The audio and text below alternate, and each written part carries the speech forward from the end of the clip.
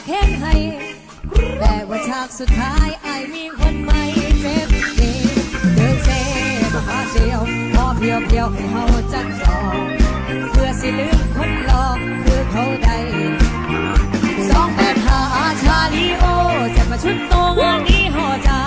เสียงส่งกับการจากไปของคนไม่รักดี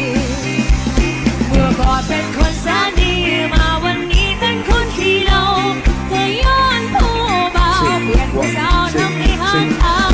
ตำแก้วตำจอกไม่ถูกใจหลอกไปก็เลยเป็นร้ายตามปิดฉากความรักทั้งด้วยน้ำเมา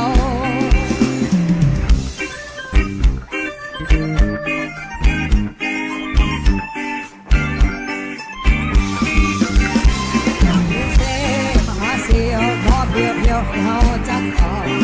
เพื่อสิลืมคนหลอกคือเขาได้285ชาลีโอ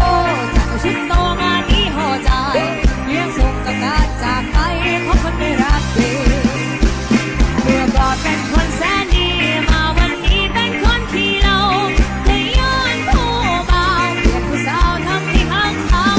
ตำแก้วตำจอกก็ถูกขายหลอกมันก็เลยเป็นร้ายตามปิดฉากความรักพังด้วยดาวเบา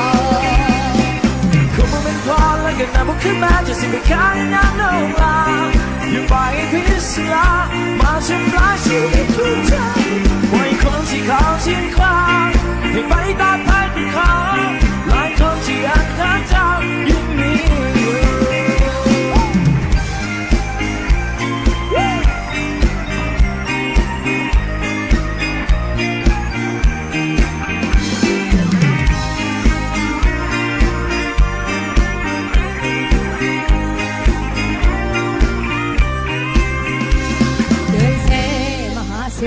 พอเพียวให้เฮาจักจอง